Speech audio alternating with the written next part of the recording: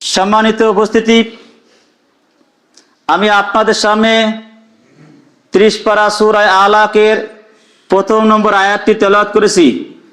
ইবনে মাজাহ মিশকাত 207 নম্বর হাদিস আপনাদের সামনে পেশ করেছি। উক্ত আয়াত এবং হাদিসকে কেন্দ্র করে আমি আমার সংক্ষিপ্ত আলোচনা শেষ করব ইনশাআল্লাহ। আজকের পূর্ব ঘোষিত অনুযায়ী আমাদের আজকের আলোচ্য বিষয় হলো শিক্ষা বনাম জাহিলিয়াত। শিক্ষা কি, জাহিলিয়াত অর্থাৎ অজ্ঞতা কি, এর উপরে সংক্ষিপ্ত আকারে এক তত্ত্ববল আলোচনা করার চেষ্টা করব ইনশাআল্লাহ। আপনাদের এখানে বিশেষ করে মুজগুনে বিভিন্ন আলেম ওলামা এখানে খুতবা প্রদান করেন, অনেক বড় মাপের আলেম ওলামা এখানে আসেন, সফর করেন। আমি সেই তুলনায় একজন সাধারণ ব্যক্তি, জ্ঞানের স্বল্পতা, তারপরেও আপনাদের কাছে অনুরোধ করব, খুতবা চলাকালীন অবস্থায় ঘুম পড়ার অভ্যাস ত্যাগ করতে হবে। এই অভ্যাসটা অধিকাংশ মসজিদে আমরা দেখতে পাই। জুমার দিনে আমরা যে মসজিদে আসছি, এখন যে খুতবা হচ্ছে, খুতবার একটা গুরুত্ব আছে না? এই গুরুত্ব এবং তাৎপর্য আপনাকে আমাকে অনুধাবন করতে হবে। এই জন্য আবার অনুরোধ করছি, আপনারা ঘুম পড়বেন না। এখান থেকে 1/8/2025 সাল আপনাদের এখানে খুতবা দিয়েছি। সেদিনকে সুদ সংক্রান্ত বিষয়ের উপরে খুতবা দিয়েছিলাম। আর আজকে হলো 7/8/2026, 1 বছর 1 সপ্তাহ পরে আসলাম। অতএব আপনাদের কাছে অনুরোধ, শেষ পর্যন্ত অন্তত মনোযোগ দিয়ে শোনার চেষ্টা করবেন ইনশাআল্লাহ। আসুন আজকের মূল আলোচনায় ফিরে যাই। বিষয়টা আগে মনে রাখতে হবে, শিক্ষা বনাম জাহিলিয়াত। শিক্ষা কি, প্রকৃত শিক্ষা সেটা কি, আর জাহিলিয়াত কি, এর উপরে হলো আজকের আলোচ্য বিষয়। কোনো বিষয় মানার আগে জানতে হয়। আগে জানা না আগে মানা? আগে জানা না আগে মানা? আগে জানা। মুয়াজ্জিন যখন আজান দেয়, একটু আগে আজান দিল, কিসের জন্য আজান দিল? সালাতের জন্য। কিসের আজান দিল? এটা সালাতের আজান। মুয়াজ্জিন কি প্রথমে বলেছে হাইলাস সালাহ, যে নামাজের জন্য এসো, হাইলাল ফালাহ, নামাজে আসলে তোমার কল্যাণ হবে, এটা কি বলেছে? মুয়াজ্জিন সর্বপ্রথম যে কথাটা বলেছে, আল্লাহু আকবার, আল্লাহ মহান, আল্লাহ বড়। আপনাকে আগে জানতে হবে আল্লাহ সম্পর্কে। যার আপনি সিজদা করবেন, যার ইবাদত করবেন, তার সম্পর্কে জানা আপনার আমার প্রয়োজন আছে কিনা? আপনি তারপরে সাক্ষ্য দিচ্ছেন কি, আশহাদু আল্লা ইলাহা ইল্লাল্লাহ, আল্লাহ ছাড়া কোনো ইলাহা নাই, এই সাক্ষ্য আপনি প্রদান করছেন। তারপরে বলছেন আশহাদু আন্না মুহাম্মাদুর রাসূলুল্লাহ, আমি সাক্ষ্য দিচ্ছি মুহাম্মদ সাল্লাল্লাহু আলাইহি ওয়াসাল্লাম আল্লাহর রাসূল। তাহলে এইগুলো মানার পরে, এইগুলো যখন আপনি বুঝবেন, জানবেন, এরপরে আপনার জন্য কি? সালাত। এরপরে আপনার জন্য কি? সালাত। তাহলে আপনাকে আগে মানা প্রয়োজন না আগে জানা প্রয়োজন? আগে জানা প্রয়োজন। সূরা আলাক 1 নম্বর আয়াতে আল্লাহ সুবহানাহু ওয়া তাআলা ওই কথা বলেছেন, ইকরা, পড়ো। আগে কি করতে বলেছেন? পড়ার কথা। আপনি যদি না পড়তে পারেন, আপনি যদি না জানেন, তাহলে আপনি আমল করবেন কি? এই যে অনেকে আছে, দেখবেন শেষ বৈঠকে সালাম ফিরাই, তাশাহুদ শেষ হয় না, তার ভিতরে সালাম ফিরানো হয়ে গেছে। আছে না এরকম? এই সুন্নাত সালাতে দেখবেন অনেকে এত তাড়াহুড়া করে সালাম ফিরাই, রুকুতে যায়, সিজদায় যায়, তাদের সাথে আমরাও পারি না। তার মানে এখানে বুঝতে হবে যে তারা আমাদের থেকে জ্ঞানী বেশি, তা না হলে এত তাড়াতাড়ি শেষ করলো কি করে? এই সালাত কি হচ্ছে? এই সালাত হচ্ছে না। এই জন্য আপনাকে আগে জানতে হবে, তারপরে আপনাকে মানতে হবে। এর জন্য আপনাকে শিক্ষা অর্জন করতে হবে, এর জন্য আপনাকে পড়াশোনা করতে হবে। এজন্য আল্লাহ সুবহানাহু ওয়া তাআলা বলছেন, ইকরা বিসমি রাব্বিকাল্লাযী খালাক, পড়ো তোমার প্রভুর নামে যিনি তোমাকে সৃষ্টি করেছেন। আপনাকে পড়তে হবে, জানতে হবে। এই যে আমরা বক্তব্য দিচ্ছি, কথা বলছি, আমাদেরকেও প্রচুর পরিমাণে পড়াশোনা করতে হবে। কোনো হুজুরের ওয়াজ শুনে, কোনো হুজুরের ক্যাসেট শুনে বক্তব্য প্রদান করা যাবে না। আর এইগুলো কিন্তু আমরা অনেকে করি, তাই না? মাদ্রাসায় কখনো যায় নাই, অথবা কোরআন হাদিস পড়ে নাই, ওই সম্পর্কে গবেষণা করে নাই, ওটা তাহকিক করে দেখে নাই, ওটা রিসার্চ করে নাই, ওটা আরেকজনের ওয়াজ শুনে উবুতায় আরেকটা খুদ্বাইন লাগাই দেয়। আছে না এরকম? এতো না, আপনার নিজেকে পড়াশোনা করতে হবে। নিজের চোখ আছে, কান আছে, মুখ আছে, আপনি দেখবেন, বুঝবেন, এটা হলো আপনার কাজ। আল্লাহ রাসূল সাল্লাল্লাহু আলাইহি সাল্লাম বলছেন ইবনে মাজার ভিতরে, তলাবুল ইলমি ফারিদাতুন আলা কুল্লি মুসলিম। প্রত্যেক নর এবং নারী, প্রত্যেক পুরুষ এবং মহিলা, ভাই ঘুম পাড়বেন না, আবার বলছি কিন্তু, প্রত্যেক নর এবং নারী, পুরুষ এবং মহিলা সবার জন্য জ্ঞান অর্জন করা কি ফরজ। সবার জন্য জ্ঞান অর্জন করা ফরজ। সবার জন্য ব্যাংক অ্যাকাউন্ট করা কি ফরজ? সবার জন্য এনজিও করা কি ফরজ? সবার জন্য পাকা বাড়ি করা কি ফরজ? সবার জন্য গাড়ি কেনা কি ফরজ? সবার জন্য কি জমি কিনতেই হবে, এটা কি ফরজ? কিন্তু যেটা ফরজ সেটা আমরা করি না। আল্লাহ রাসূল বলছেন যে ইলম অর্জন করো, জ্ঞান অর্জন করো, এটাই হলো ফরজ। অথচ আমরা সেই ফরজকে তরক করে, যেগুলো আমাদের উপরে ফরজ না, ওইদিকে আমরা বেশি বেশি ধাবিত হচ্ছি, ওইদিকে বেশি সময় দিচ্ছি, সেই দুনিয়াবি কাজের জন্য আমরা ব্যস্ত হয়ে পড়েছি। দেখেন, প্রত্যেক সৃষ্টির কিছু বৈশিষ্ট্য থাকে, থাকে কি না? প্রত্যেক সৃষ্টি, আমরা যে আশরাফুল মাখলুকাত, সৃষ্টি সেরা, আমাদের কিছু কিছু খাসলাত রয়েছে, কিছু চরিত্র রয়েছে, কিছু বৈশিষ্ট্য রয়েছে। প্রত্যেকটি সৃষ্টির, প্রত্যেকটি প্রাণীর কিছু বৈশিষ্ট্য রয়েছে না? বৈশিষ্ট্য রয়েছে। যেমন বাতাসের কাজ কি? প্রবাহিত হওয়া। বাতাসের কাজ কি? প্রবাহিত হওয়া। বাতাস প্রবাহিত হয়, কখনো উত্তরী বাতাস, কখনো দক্ষিণী বাতাস, মোটামুটি সে আল্লাহর হুকুমে, আল্লাহর অর্ডারে সে কি হয়? প্রবাহিত হয়। চন্দ্র এবং সূর্য, এর কাজ কি?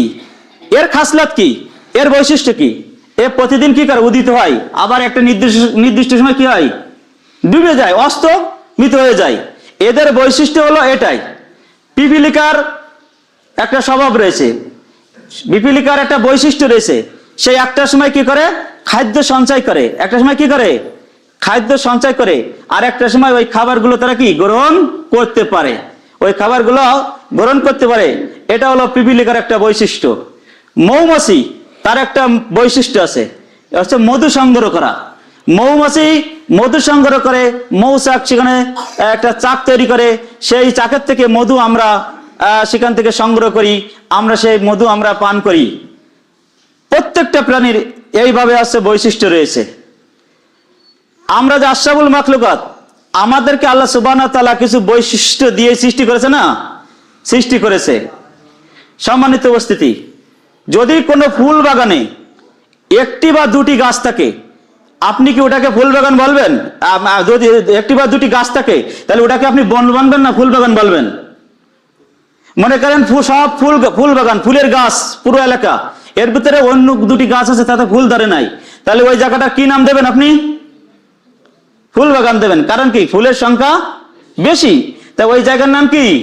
ফুল বাগান। ঠিক যদি বনে, মনে করেন বিশাল বন, সেখানে দুইটি ফুল গাছ আছে, সেখানে আছে মাত্র দুইটি ফুল গাছ, আর সব বন, আপনি ওটার কি নাম দেবেন? কারণ কি? ওখানে অধিকাংশ কি রয়েছে? বন রয়েছে। আমার কথা বুঝবেন, খুতবা কিন্তু একটা ক্লাসের মতন।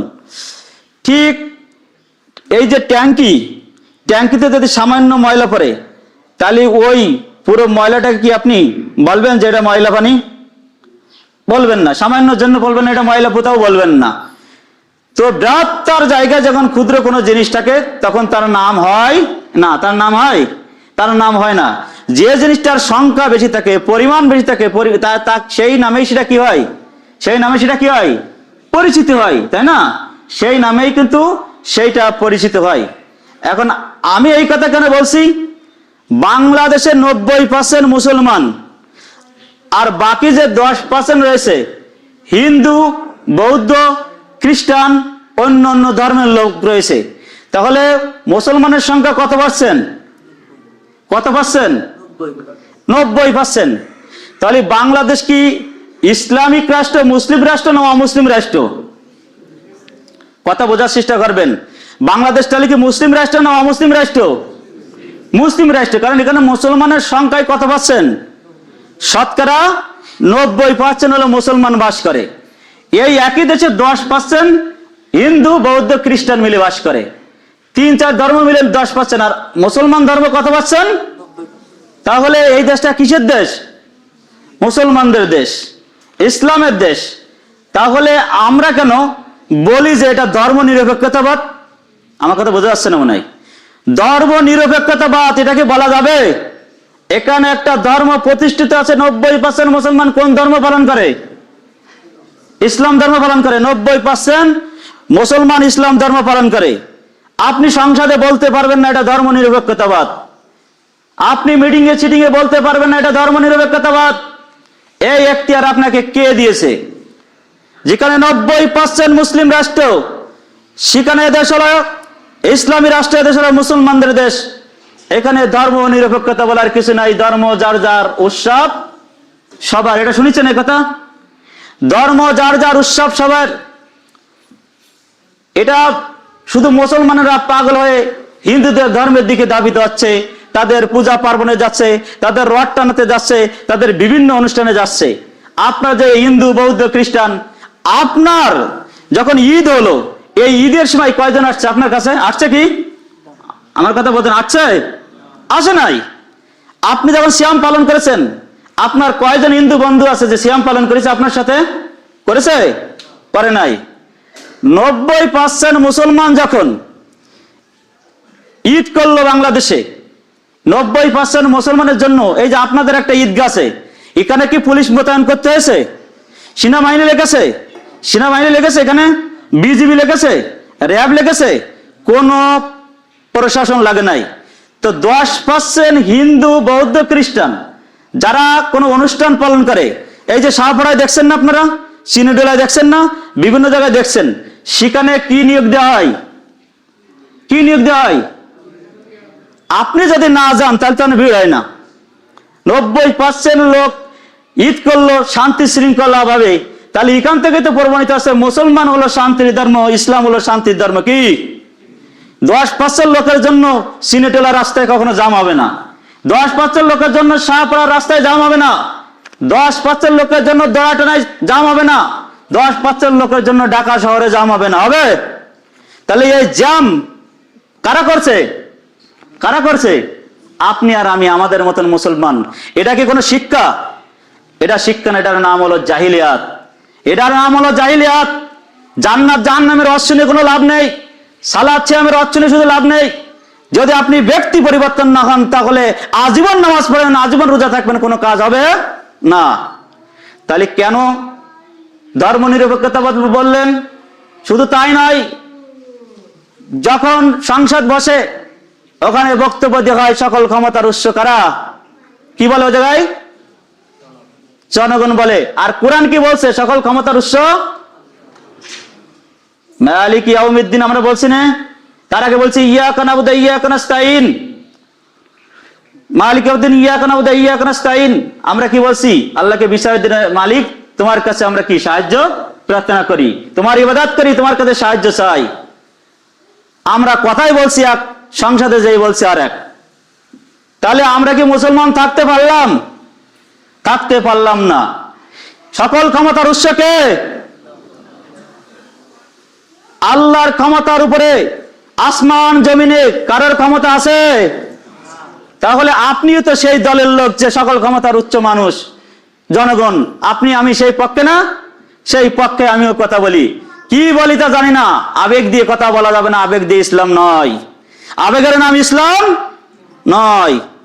সম্মানিত উপস্থিতি, এরপরে আসুন 1971 সালে, আপনারা অনেকে শিক্ষিত রয়েছেন, কোরআন হাদিস বোঝেন। 1971 সালে যখন বাংলাদেশ স্বাধীন হয়েছে, আপনারা যারা ছিলেন তারাই বলতে পারেন। ওই সময়ের কথা তো আর আমরা সরাসরি দেখি নাই। ওই যুদ্ধে মুসলমানদের অবদান বেশি ছিল না মুসলিমদের অবদান বেশি ছিল? বাংলাদেশের মুক্তি যুদ্ধে 1971 সালে মুসলমানরা যুদ্ধের ক্ষেত্রে বেশি অংশগ্রহণ করেছে না অমুসলিমরা বেশি অংশগ্রহণ করেছে? মুসলমানরা করেছে না? মুসলমানরা বেশিরভাগে অংশগ্রহণ করেছে। শুধু তাই নয়, 1971 সাল থেকে শুরু করে 2026 সাল পর্যন্ত যতগুলো রক্ত ঝরিয়েছে, যতগুলো জীবন দিয়েছে, যতগুলো বাতিলের বিরুদ্ধে আন্দোলন করেছে, ন্যায্য অধিকারের জন্য আন্দোলন করেছে, সে আন্দোলনের প্রথম সারিতে কারা ছিল? তারা এই মুসলমান। কারা ছিল? এই মুসলমান ছিল। আপনারা মনে আমার কথা বুঝছেন না। এই মুসলমান ছিল। 2024 সালের 5 আগস্ট যখন বাংলাদেশের বড় আন্দোলন হলো, সরকার পতন হলো, তার আগে ধরে জুলাই থেকে আন্দোলন শুরু হয়েছে, 5 আগস্টে থেমেছে।